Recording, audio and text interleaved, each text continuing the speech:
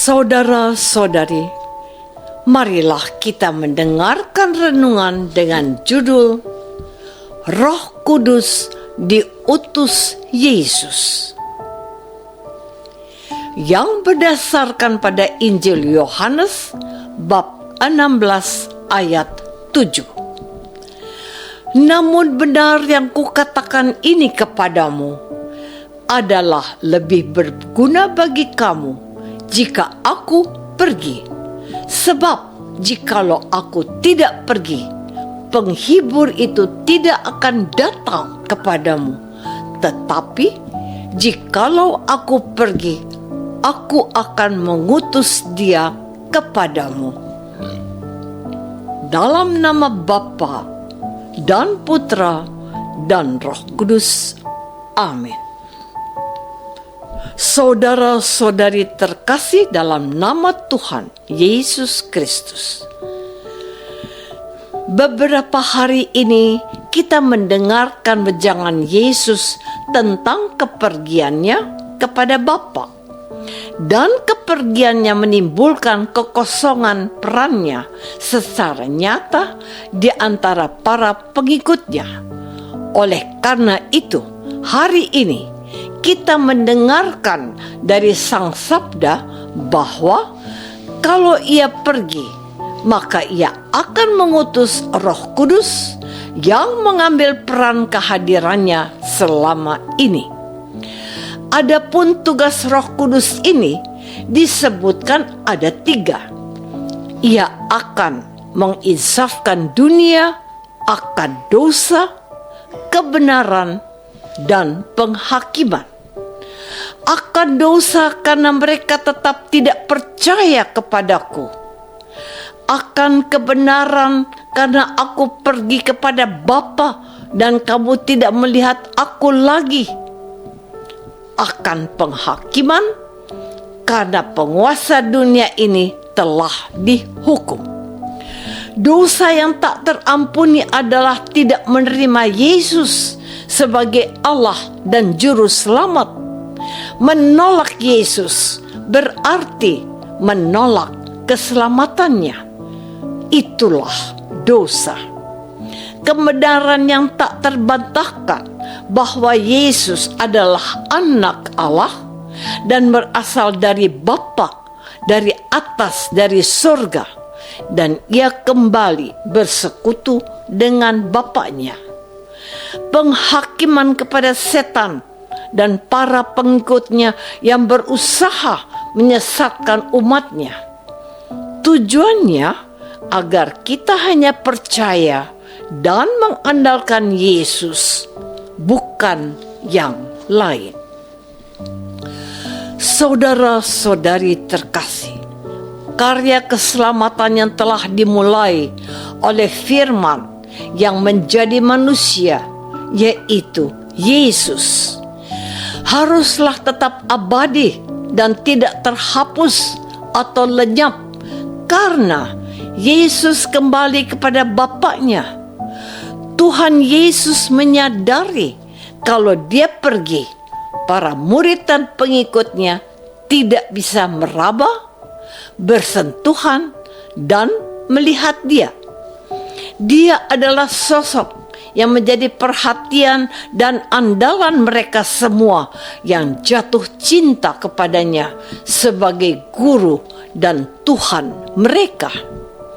Itulah sebabnya sebelum ia kembali kepada Bapaknya, Yesus memastikan bahwa mereka tidak akan kehilangan pegangan dan harapan yang selama ini sudah mulai mereka alami dan ingin terus mereka rasakan. Tuhan Yesus memang harus pergi, namun ia akan memberikan Roh Kudus sebagai penghiburan bagi mereka dalam segala keadaan yang bakal mereka hadapi. Mereka sekarang harus menggantikan peran Yesus yang mengasihi dunia bersama Roh Kudusnya. Saudara-saudari terkasih, Setelah kepergiannya kelak, Roh Kuduslah yang akan menggantikan peran Yesus di dunia ini. Roh Kudus itu akan menginsyafkan dunia akan dosa, kebenaran, dan penghakiman. Tujuan Tuhan Yesus datang ke dunia adalah menyelamatkan umatnya dari dosa-dosa mereka.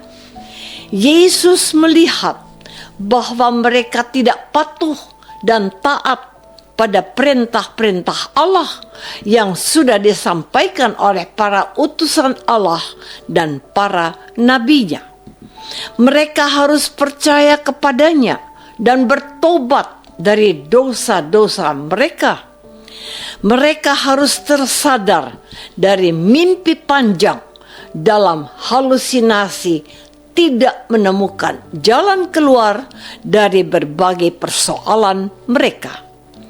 Yesuslah jawabannya, sebab Dia adalah Sang kebenaran yang datang dari Allah. Hanya kepadanyalah semua orang harus mendengarkan. Bahwa mereka akan disadarkan oleh Roh Kudus untuk memilih perintah Allah dan menolak bujukan iblis serta setan.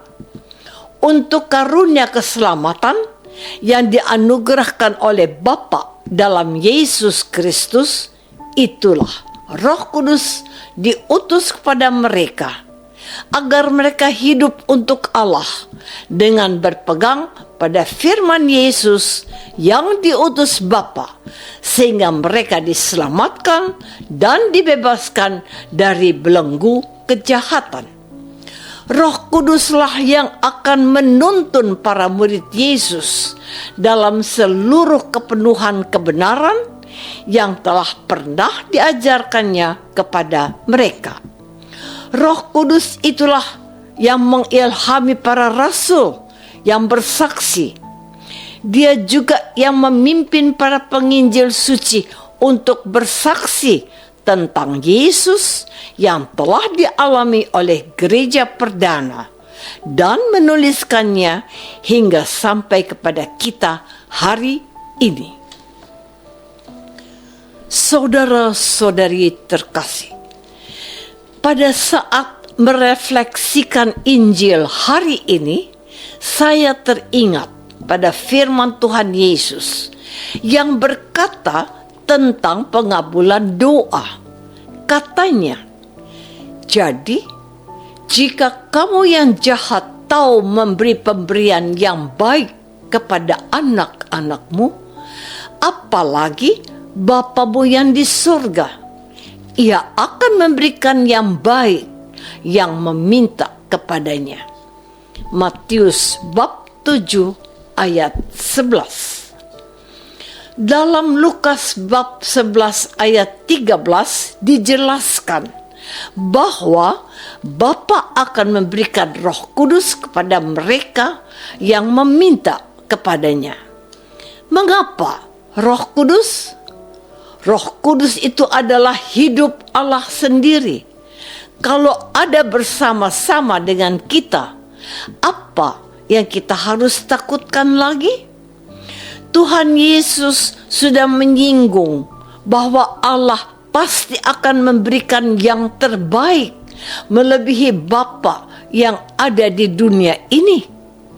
Kalau kita yang tidak sempurna ini memberikan yang terbaik untuk anak-anak kita, betapa Allah Bapa yang sempurna memberikan yang tak ternilai untuk kita, yaitu hidupnya sendiri, sehingga hidup kita selalu dalam tuntunan dan bimbingannya, terbebas dari dosa, mengandalkan Yesus dan menolak setan dan segala bujuk rayunya.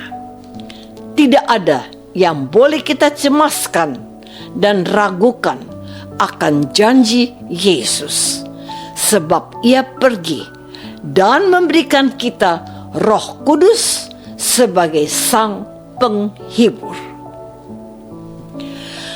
Apakah aku sudah mohon Roh Kudus memimpin aku dan mengandalkan Yesus saja? Marilah kita berdoa. Bapa yang Maha Baik, kami percaya kepada Yesus, Putramu, sebab Ia peduli akan nasib gerejanya bila Ia kembali kepadamu. Kami membutuhkan rahmat-Nya, yaitu Roh Kudus. Berilah kami roh itu demi Kristus, Tuhan dan pengantara kami. Amin. Semoga kita semua selalu dinaungi dan dibimbing oleh berkat Allah yang Maha Kuasa. Dalam nama Bapa dan Putra dan Roh Kudus. Amin.